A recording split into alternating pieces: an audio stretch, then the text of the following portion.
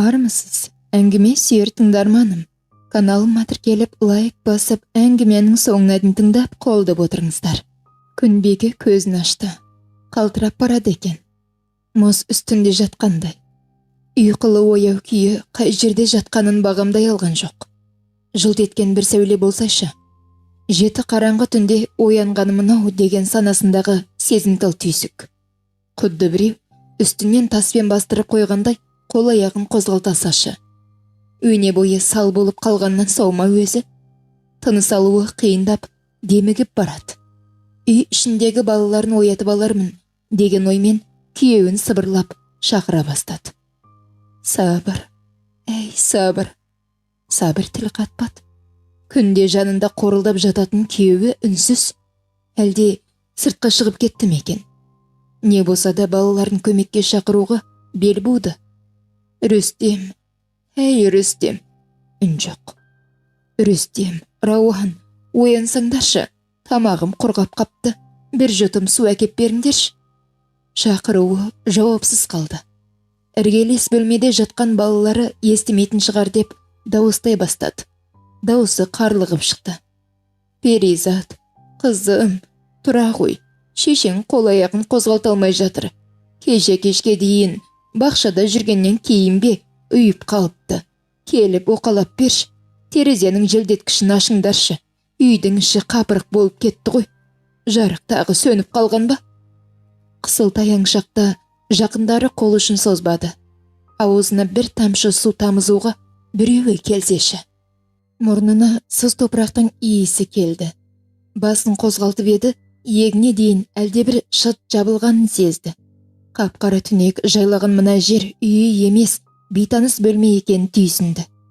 Әуелде өзінің сыз сіңді саман кірпішті үй екен деп ойлаған. Жотасын суық сыз қарып барады. Бетіне бір шөкім дымқыл топырақ себеледі. Мен осы қайда жатырмын? Қаперінің түкпіріндегі қорқыныш бір уыс жүрегін дүрсілдетті. Үрей басқан санасы ет пен сүйектен жаралған денені дірдек қақтырды. Мені көміп тастаған ба? Мен тірімін ғой, өлген жоқпын. Жалма-жан қол аяғын қозғалтып, матап тастаған шытты жыртуға әрекеттенді. Қатты шошығаны соншалық бар даусымен шыңғырып жіберді. Есі шыға, есіре қышқырды. Қап-қара қабір іші қорқынышын үдете түсті. Әйел сәлден соң өзін өзі жұбатпақ болып қарқылдап күле бастады. Қол аяғы еркіне бағынбай селкілдеп жатты.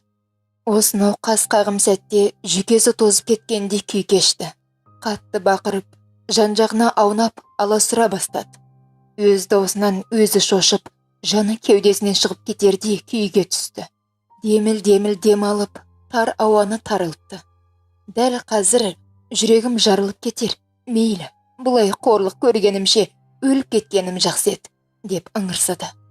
Бір сәттік өлім уақытын күткендей ыпыны кетті. Аласұра айқайлағаны соншалық тамағы қарлығып қалыпты. Күнбике бір сәт үнсіз қалды. Осынау меңіреу тыныштықтағы жер астындағы жалғыз қалудың қасіретін сезіп жатыр. Үстіне шым-шым топырақ себеледі. О, жаратқан, деді алғаш рет, жаны қиналғанда тәңіріне тіл қатып. Мені үстіп қорлағанша жанымды бірден алсаң нетті. Әлде менің көрер жарығым бар ма? Бұл кезде күн батып бара жатыр еді. Қарғылық пен үрей қарсаулаған дүниеде адамдар үйлерінің шамын жағып, көңіл көтеріп жатты. Қара жамылып, әйелінен айырылған сабыр мен балалары оқыс қазадан өне бойы аза болғанымен жер астындағы жан күйзелісін сезінбеді. Күнбике бір минуттың ішінде бір уыс шашының ағарып кеткенін сезген жоқ. Жан түршігерлік, алапат сезім 62 тамырын қуалай бүкіл денесін тітіркентті. Тап қазір қимылсыз жатқан мұны жылан шағып, болмаса көртышқан тірідей кеміріп, құрт қоңыз, улы өрмекші атаулы жұмсақ теріні тесіп жіберердей түршікті. Құлағының түбіне тықыр естілгендей болды. Жүрегі атқақтап, еркіне бағынбай, дүрсілі құлақ қалқаның тамырын бүлкілдетті. Қабірде қамалған әйел үшін қас қағым сәт 1000 жылдықпен пара-пар болды. Жер бетінде жүргенде азық түлік сақтайтын қоймаға түсіп көруге жүрегі дауаламай күйеуін жұмсайтын. Бірде өзі қараңғылық құшағына алған қоймаға сатымен түсіп келе жатқанда, аяғынан біреу шап берердей зәресі ұшқан. Үйге қонақтар келген соң, амалсыз салқын қойма сөресіндегі 3 литрлік банкідегі қиярға қол созған. Сонда жарыққа лып етіп сыртқа тез шыққысы келген. Ал қазір мұнда жарық түсетін есік тұрмақ, иненің көзіндей саңылауда жоқ. Күнбике қазір мезгілдің күн әлде түн екенін айыра алмады. Қабір мәңгілік түнек мекен екен. Қысылтайың сәтте ойына өмір бойы естіген ескі, ең қорқынышты әңгімелер келіп, үрейін ұшырды. Жүрек суылы бетіне шыққанын сезді. Тіпті өлген адамды жерлеген соң, түр-түсінен тура қарауға адамның жанары тайсалатын екі періште келіп, сұрақтың астына алатынын құлағы шалған. Ауыл молдасынан қабірде жатқан адамға Нәнкүр мен Мүнкір есімді қос періште Раббың кім, дінің не, Мұхаммед деген адамды танисың ба деген сауалдар қояды дейтінін естіген. Сол кезде қорыққаннан адамның тілі күрмеліп, жүрегі жауап қатады екен. Бір Аллаға сыйынған, оның періштелері мен көктен түскен кітаптарына иланған, пайғамбарларына жақсылық пен жамандықтың жаратушыдан екенін мойындаған, ақыретке сенген, 5 уақыт намаз оқыған, ораза ұстаған, зекет беріп, қажылықты өтеген адам жұмаққа барады дейтінді еститін. Осылардың бірақ тәрк еткен адамның мәңгілік мекені тозақ болар. Есіне Әсия әжесінің айтқаны сап ете түсті. Қарғам, құбылаға бет бұрып, Аллаға құлшылық қылсаңшы, тым болмаса сәждеге басын бір тисін, деп ақылын айтатын. Сол кезде, «Туй, осы әжемнің адамның мазасын алатынын-ай, намасын өзі оқи бермей ме?» деп кейіген. Әже, кейін оқимын ғой. Оның үстіне Сәбет өкіметі намаз оқығанымды біліп қойса, бір бәлеге ұшырап қалармыз, дегенде әжесі. Қыз бала балиғатқа жеткен соң, етегін жауып, парызын өтеуі керек, дейтін. Арада 5-6 жыл өткенде жоғарғы оқу орнына түсті. Сабырды ұнатып тұрмыс құрды. Уақыт шіркіннің зымырап өте шыққанын-ай. Жасы 30-дан асып кеткенін байқамай да қалыпты. Сонда еш қаперсіз жүріп, қабірге қалай тап болды. Есіне тоқ шәугімнің құйрығын, электр қуатын апарғанын ғана біледі. Сосын бүкіл денесін дыз еткізген ғаламат тоқтың дірдек қақтырған. Жанұшыра бақырып қалған. Бітті. Қалғаны есінде жоқ. Мен өлген жоқпын, әлі тірімін, деді Күнбике өз-өзіне. Тілімді калимаға келтіріп, өзімді мұсылман санағаныммен парыздың ешбірін орындамаппын ау. Алла тағала маған мүмкіндік берді. Мен тірімін. О, жаратқан, саған мың алғыс. Менің біліп және білмей жасаған күнәләрімді кешіре көр. Мені тозақ отынан, қабір азабынан сақта, деп ернін жыбырлатып жалбарынуы мұң екен. Атқақтаған жүрегі тынши бастады. Бірақ жер үстінде жүргенде жаратқанға жалбарынып, сәждеге бас имей кеткеніне өкінді. Ернін қатты тістеп алған байқады. Иегіне қарай жып-жылы сүйіктік сорғалады. Мен тірімін, тірімін. Егер өлген болсам, адамдар мені жерліп тастаған соң, көктен 2 періште түсер еді. Мен қайткенде бұл жерден шығуым керек. Арқасын сүйеп отырып көрді. Әбиір болғанда ақым іші биік екен. Әйтпесе, орнынан тұралар мет. Бар күшін салып, кебінді жыртпақ болды. Қайратына мінген әйелдің қарулы қолына мата шыдас берген жоқ. Әуелі кішкене тесік жасап, оң қолын, сосын сол қолын шығарып алды. Сабыр, бірақ күнде әптер-тәптерін шығарған оқыс қазадан есеңгіреп отыр. Жылай, екі көзі домбығып ісіп кеткен. Күнбикемен алғаш танысқан сәтін, үйлену тойын, бақытты күндерін еске алды. Басқа түссе, баспақшыл деген. Дәл қазір Күнбике есіктен кіріп келіп, үйдің берекесін кіргізердей. Қабырғасын қақыратып кеткен тосын қазағы көндігіп кете алмады. Тағдырға мойынсынғаннан басқа не амал бар? Қалыпты жағдайдың астан кестеңі шыққанына жүрегі сеніңкіремеді. Бұл кезде Күнбике жарық дүниеге шығуға ұмтылды. Шіркін-ай, күннің алтын кірпіктері жанарын осқылып жарқ ете қалса ғой. Кебіннен екі қолын шығарып, аяғына оралған матаны кеудесіне буып түйіп алды. Кенет жүрегі қысылып, маңдайынан тер бұрқ ете қалғанын сезді. Ақымның ішінде тізерлей отырып, сол жақ бүйірінде қаланған қабырғаның кірпіштерін бір-бірлеп алмақ болды. Әбейір болғанда сылағы әлі сыз, кеуіп үлгермеген екен. Қос қолымен кірпіш қабырғаны итеріп көріп еді, сәл жылжығандай болды. Опырылып бірақ бұзыла қойған жоқ. Қайта ішкі топырақ саулай бастады. Күнбике сабырлық танытып, ақылмен шешім қабылдамаса, көрдің ішінде тірідей көмілетінін түсінді. Уақыт өткен сайын тынысы тарылып, демеге бастады. Өне бойын тер басты. Дәл қазір шалт қимылдаса, шырағы сөнерін түйсінді. Қап-қараңғы қапаста қос қолымен қабырғаны сипалап, ішке қарай еніңкіреген кірпіштің кетігін тапты. Оны өзіне ақырын тартып еді, алақанына сыз топырақ сау етті. Әйел өзін топырақ басып қалмау үшін қабырғаны бірден бұзбай, жалғыз кірпіштің орнындай тесіктен бермен ағылған суысма құмды ақымның түбіне жинай бастады. Іле ішке төгілген құм аралас топырақ ақымның жартысын толтырғанда, әйел тәуекелге бел буып көрден шығуға талпынды. Дереу кірпіштерді опыра жанына жинай бергенде, салмақпен төменге шөккен топырақ ақымның ішіне лап қойды. Мол топырақ әйелді басып қала жаздады. Осы қас пен көздің арасында әйел кебінді жыртып, аузын байлап жоғары ұмтылды. Қос қолмен топырақты төмен түсіріп, жан ұшыра жанталасты. Қысылтаяң сәтте ауа жетпей тұншығып бара жатқанын сезді де, құйылып жатқан топыраққа жүресінен отырып, тізерлей жоғары ұмтылды. Осынау қас-қағым сәтте қабірдің аузын жапқан бос топырақ гүр етіп төмен құлады. Аузын мұрнын жапқан кебінге топырақ жабысып, тыныс алуын онан әрмен қиындатып жіберді. Аласұра алқынған әйелдің өкпесімен алқымы күйіп барады. Бір кезде жандармен қолдарын созып еді, кенеттен алақандары жылып сала берді. Жел, о тіршілік, жел ғой мынау.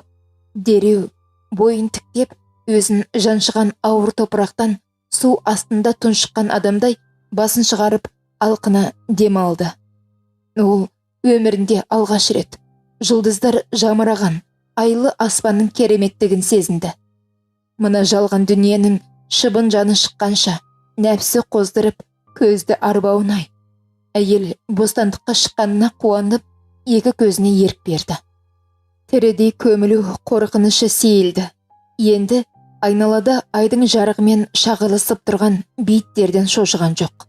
Сыртқа шықпақ болып еді, бойынан әл құрып, өзінің тым шаршағанын сезді. Сәл тынығып алған соң, шұңқырдан жоғары шығуға әрекеттенді. Нәзік саусақтарының тырнағы кертілгенше қабырғаға өрмеледі. Құмға кірген қос аяғын суырып, жоғары өршелене түсті. Жер бетіне шығып кете алмай, бірнеше рет құлады. Күнбике соңғы күшін сарп етіп, әупірімдеп қолдарын қабір шетіне іліктірді. Аяқтарын қабырғаның қос бұрышына тіреп, тысқа шықтау. Ол жер бетіне шыққан соң, қабірінің қасына жата кетіп, ұзақ дем алды. Қатты қиналғаннан екі өкпесі өшіп, алқынып кеткен екен.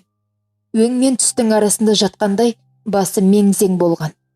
Сонда мен қанша уақыт қабірде жаттым, деп өз-өзіне сұрақ қойды әйел. Арада сүт пісірім уақыт өткен. Кебінге оралған әйел ойрандалған қабірге көз салмауға тырысты. Жаңа бір әзірде ғана қос дүниенің қақпасы болған қабірдің үңірейген аузына қарағысы жоқ. Қараса болды, түбіндегі қою қараңғылық мұны ғана емес, күллі әлемді жұтып жіберердей. Бойын тіктеп, ілбіп жүріп кетті. Әншейінде айсыз түнді меңіреу деуші еді, сөйтсе нағыз меңіреу қараңғыны көрмеген екен. Жұлдыздар самсаған түнде жападан жалғыз келеді. Жаздың жылы түні бойын жауратпаса да әлдебір беймаза ой өне бойын қалтыратып барады. Міне, көзіне таныс қорым шалынды. мұнда бақилық болған әке-шешесі жатыр. Бәлкім олар мұның қабірден аман есен шыққанына қуанып, көзге көрінбей іштей тілекші болып тұрғанда болар. Күнбике кенет солқ-солқ етіп жылап жіберді. Көзінен бүртік-бүртік жас ақты. Қара жерге тізерлей отыра кетіп, қос алақанын қойып, маңдайын тегізді. Кешірші, кешірші, деді, жанарынан жас сорғалаған күйі. О, жаратқан, өзіңнен кешірім сұраймын. Осы жарық дүниеде сенің бар екенімді білсем де, құлшылық қылмаппын-ау. Сен бізге ризық несібеңді бердің, ұрпағымды көбейттің, ал мен әрбір жұтқан ауа үшін шүкірлік жасамаппын. Саған қайырымсыздық қылыппын. Сен мені тәубеге келтірдің. Мына жалған дүниенің қызығына көзім байланып, ақыретті ұмытқан екенмін. О, Алла, сен аса қамқор, ерекше мейірімдісің. Пендеңнің күнәләрін кешіре көр. Мен енді күн сайын саған қана құлшылық қылам. Ай сәулесі айналаны аппақ нұрға бөлеп тұр. Жазғы жылы самал кебінді желпіп жатыр. Еңірген әйел қара жерге маңдайын төсеп, ұзақ сәжде жасады. Қос алақанын көкке жайып, бетін сипады. Осы сәтте Күнбикені арқасынан ауыр жүк түскендей бойы жеңілдеп сала берді. Көз жасын сүртті. Орнынан тұрып, көлік жолын бойлай ілбіп жүріп кетті. Күнбике өзінің көрден тірі шыққанына қатты қуанды. Енді тездетіп үйге жетіп алу керек деп шешті. Үй демекші, отбасы, ағайын туыс, дос жаран көз жасын көлдетіп, мұны жерлеп тастаған жоқ па? Ендеше үйге қалай бармақ? Отбасына қалай оралмақ? Бұл о дүниелік болып кеткенде сонау Алматы, Семейдегі туыстар тегіс жиналып, қабіріне бір уыс топырақ шашып, иманды болсын деп ақ тілегін айтқан жоқ па? Тіпті отбасының молшылығын көре алмайтын Сараның өзі көңілі босап, күңіренбеді ме? Сонда деймін-ау, қай бетімен ел жұртқа көрінбек? Бәрін қойша. Өмірлік серігі, сабырдың өзі мұның тірі екеніне сене қойыр ма? Қайдам, көрден кебінмен сопаң ете шыға келген әйелін көргенде, жүрегінің талмасы ұстап, сұлап түспей ме? Балалар ше? Шешелерінің аспан жаққа кеткенін естірткен болар үлкендер жағы.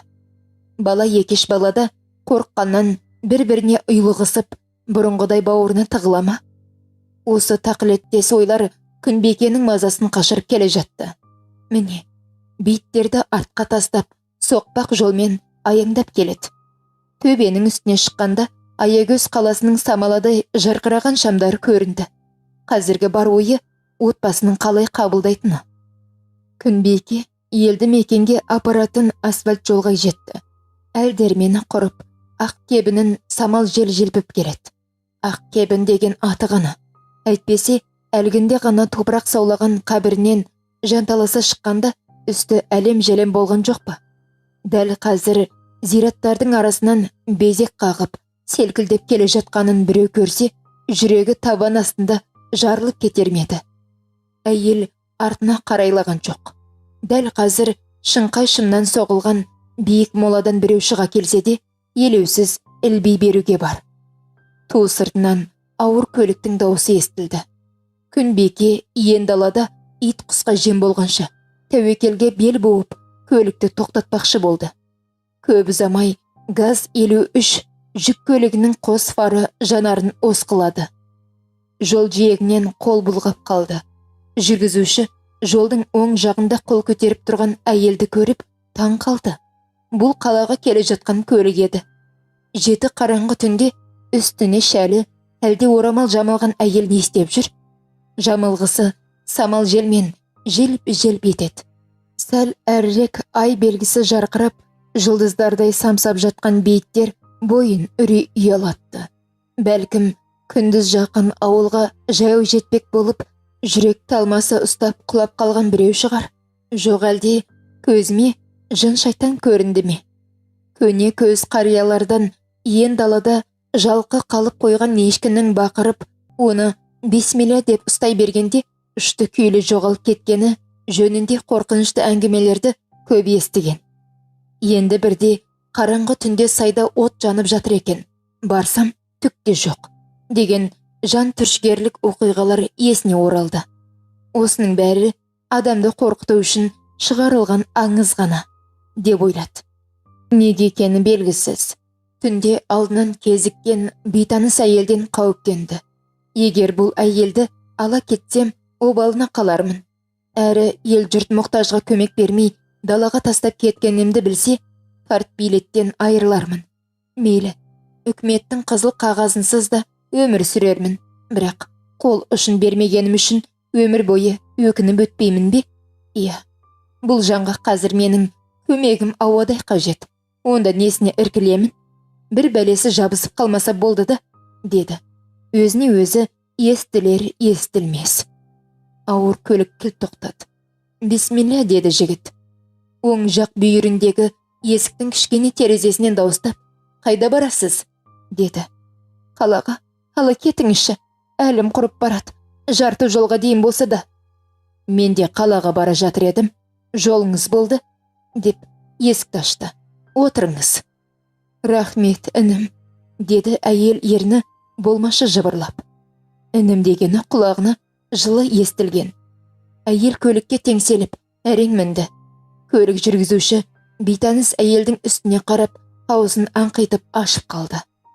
Үнді сериалдарында қыздар киетін сари деген киім болушы еді. Үстін ілгені соған ұқсас бірдеме. Бәлкім қаңғыбас біреу шығар деген ой қылаң берген. Қорықпа, інім, деді күнбике. Мен жалмауыз кемпір емеспін. Мені тезірек қалаға жеткізші. Жігіт үндеместен көлікті оталдырып жүріп кетті. Кабина жарығын сөндірді. Екеуі қалаға жеткенше ләм-мим демеді. Жол бойы жігіттің ойы сансаққа жүгірді. Тек шамдары самаладай жарқыраған аягөзге кіргенде әйел жөткірініп сөйлеп кетті. Есімің кім, інім? Елсерік, деді бұл екі көзін жолдан алмастан. Әйелге қарайлауға батпады. Елсерік, сен мені үйге апарып таста. Менің үстімдегі кебінді көріп, тіксініп отырғаныңды білем. Бірақ бұл тағдырдың жазуы. Е, мен өліп, қайта тірілген адаммын. Таңданбай-ақ қой. Ащы болса да шындық осы. Көрден шыққан түрім мынау. Мына бетіммен үйге қалай барам? Не? Не дейсіз? Кебін дейсіз бе? Көрден шыққан несі? Жігіттің түсі бұзылып кетті. Кенет ауыр көлік ырғатыла шайқалып барып, қайта қалпына түсті. Аударылып кете жаздаған. Шопыр рөлді қалай бұрып жібергенін байқамай қалды. Қорықпа, інім, құлаққа жағымсыз естілетін білем. Бірақ шындық осы. Көрден жаңа шыққан бетім. Солай ма? Деді Елсерік аузына жөні түзу сөз түспей. Мынауыңыз сұмдық екен. Жігіттің өне бойын суық тер жауып кетті. Жүрегі атқақтай соғып, дүрсілдей жөнелді. Өмірінде дәл мұндай күйге түсіп көрмепті. Елсерік көз қиығымен бейтаныс әйелге қарап, жүрегі шайлығып қалды. Осынау қараңғы түнде қасында құдды құбыжық отырғанда шошынды. Онысын бірақ әйелге сездіргісі келмеді. Дәл қазір болып жатқан жағдай өң емес, түсі секілді. Бейтаныс әйелден күдіктеніп, беймаза ойларға берілді. Енді байқады, рөлде ұстаған қолдары қалтырап кетіпті. Әйелдің сөзіне қалай сенбесін? Үстіне кигені анау, сөзі де нық, тұла бойы түршігіп, әйелдің жанында тым кішірейіп бара жатқандай сезінді. Дәл қазір тарпа басталардай секемденіп отырды. Құлағының түбінде бейтаныс әйелдің сөзі әлі жаңғырып тұр. Көрден шықтым, інім. Астағфиралла. Көрден де адамдар шығады екен-ау. Бұл дүние не болып кетті өзі? Бұл күнде еш нәрсеге таңғалмайтын болдық қой, деді Елсерік іштей. Көлікпен ұзақ жол іссапарда болатын әріптестері қараңғы түнде көзімізге әртүрлі елестер көрінеді дегенде сенбейтін. Ал қазір сол елес дәл жанында отыр. Бұл кезде көлік қалаға да кірген еді. Інім, маған үлкен қызмет жасап қалаға жеткіздің. Сый қылсаң, сыпыра қыл деген. Өзің жүрегіңнің түгі бар жігіт көрінесің. Үй ішіме менің амандығымды айтып, қайта табыстыр. Күнбике қайта тірілді деп сүйінші сұра. Мен өлген жоқпын, тірімін. Тек сәл ұйықтап кетсем керек. Сөйт інім, қолыңнан келген көмегіңді аяма, деп ашығын айтқан. Елсерікті тер басты. Маңдайындағы шып-шып терді жеңімен сүртіп тастады. Жігіт өз құлағымен естігенге жүрегі бірден илана қоймады. Әйел айтқан мекенжайға келіп, көк қақпаның алдына бірақ тоқтады. Бірақ кабина шамын жаққан жоқ. Көрші қолаң біреу-міреу Күнбикені танып қойса, шошып кетер деп ойлаған. Інім, мені түсіндің бе? Деді Күнбике. Түсіндім, деді Елсерік елеусіз тіл қатып. Сөйтті де көліктен секіріп түсіп, үйге беттеді. Бұл кезде үй сыртында шам жанып тұр еді. Қонақасыға арнап тігілген берзент шатырлар әлі жиналмапты. Жігіт қақпаны тартып көріп еді, ашық екен. Шәуілдеп үретін иттердің дауысы естілмеді. Бұл кезде түн ортасы ауған болатын. Даладағы қазан ошақтың басында жүрген ешкім көрінбеді. Бәлкім, ел жұртты 2-3 күн аяғынан тік тұрып күткеннен шаршап, шалдыққан үй иелері ұйықтап қалған болар деп түйді. Есікті ақырын тақылдатып, үнсіз күтті. Сыртқа есікті сықыр еткізіп, отағасы Сабыр ашқан. Алыстан көңіл айтуға келген бір туыстар деп ойлаған. Қарсы алдындағы битан жігітті көріп, тосылып қалды. Ассаламағалейкум, деді Елсерік, қабағын жазбаған күйі. Әлекі салам. Күнбикенің үйі осы ма? Мен шопыр едім. Иә, осы болатын, деді Сабыр жеңіл күрсініп. Қапыда айырылып қалдық қой. Осы жұрт түнде де көңіл айтуға келе беретін болды ғой. Қайтсын енді. Ұзақ жолдан келе жатқан шығар. Қайғыны бөлісіп, аз айтқысы келген шығар, деп ойлады Сабыр. Кімдерді алып келдіңіз? Үйге кірсін, деді сүлесоқ күйі. Мен көңіл айтуға келгем жоқ, деді Елсерік отағасының жүзіне тура қарап. Үйге кіріп сөйлесейік. Сабыр тосырқап қалды. Бұл кісі не үшін келді екен? Бәлкім тірі күнінде Күнбике біреулерден қарыз алып, соны даулап келген болар. Сонда да адамның көңілі үшін иманды болсын деп айта салмай ма? Елсерік міз қақпай әлі қарап тұр екен. Жүріңіз, үйге кіріңіз, деді отағасы құдайы қонақты төрге бастап. Бұл кезде балалар шырт ұйқыда болатын. Түпкі бөлмеден көзін оқалап шыққан Еркежан қарындасына шай қойып жібер, деді. Бұл кезде бауыры Шанжархан мен келіні Күнайда үйге кісілер келгенін біліп, ұйықтап кете алмай төсектен тұрған. Түнделетіп келген бейтаныс қонаққа сәлем берген. Елсерік дастархан басына жайғасқан соң отағасына қарап. Сіз Күнбикеге кім боласыз? Деді. Күйеуі Сабыр болам. Иә, сіз қандай шаруамен келіп отырсыз? Қалай айтсам екен? Айта беріңіз. Бірақ сіздер шошымаңыздар. Мен осы қаладағы бір мекемеде шопыр болып жұмыс істеймін. Мен айтқалы отырған жағдайды естіп, мені алаяқ, өтірік шекен деп қалмаңыздар. Міне, сіздерге паспортымды, көлік жүргізуші куәлігімді, жол сапарға берілген жолдаманы көрсетейін, деп төл қалтасынан құжаттарын суарып алып шықты. Төк түсінсем бұйырмасын, мұны бізге не үшін көрсетіп отырсыз? Деп Сабыр таңданыс білдірді. Сіздер қазір мен айтатын жаңалыққа сенбей, қорқып қалуларыңыз мүмкін. Адамның зәресін ұшырмай, тоқетерін айтсаңызшы. Онсыз да сіркеміз су көтермей отыр, деді Еркежан дауысы өзгеріп. Жоқ, бәрі дұрыс. Айтайын дегенім, Күнбике... Не ол? Сізге қарыз беді? Жоқ. Күнбике... Ол тірі. Не? Не деп тұрсыз? Деп әйелдердің көздері атыздай болып, орындарынан атып тұрды. Бауырым, бұл не мазақ? Жеңгемді бүгін ғана өз қолыммен жерледім. Өзің ішіп алғаннан саумысың, деді Шанжархан даусын қатайтып. Жоқ, сап-саумын, имандай шыным. Сонда біздің қайғырып отырғанымыз өтірік пе? Мен де түнделетіп, бөтен есікті қаққым келген жоқ. Істің насырға шауып бара жатқанын байқаған Сабыр, тоқтаңдар. Бұл жігіттің сөзін соңына дейін тыңдайық. деді. Жаңа қалаға келе жатқанымда бейттердің жанынан өттім, деді. Елсерік сөзін жалғап. Бір әйел қол көтеріп тоқтатты. Қалаға ала кетуін өтінді. Жеті қараңғы түнде жалғыз адамды жолда қалдырмайын деп кабинаға отырғызып алдым. Үстіне мата оралған әйелді көргенде таңданып қалдым. Шошып қалғаным да рас. Ол жолда маған басынан өткен жағдайды айтты. Сабыр тобық жұтқандай сұп-сұр болып кетті. Әйелдердің ауыз ашылып, аңтарылып қалды. Қазір Күнбике қайда? Деді Шанжарған шыдамай. Кабинада отыр. Не дейсің? Көзіне жын шайтан көрінген шығар. Өлік шығып күңіреніп отырған үйге келіп, мазамызды алатындай саған не істедік? Қазір сазайымды берем.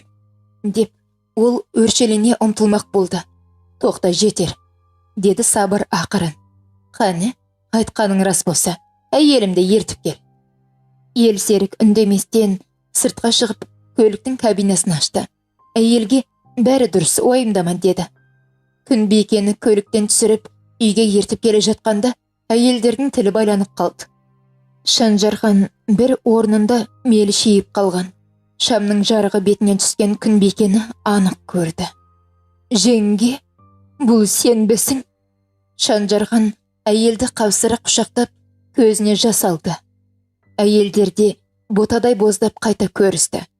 Үй ішінде қалған Сабырдың жүрегі суылдап, сырттан күңірене естілген дауыстан байыз тауып отыра алмады.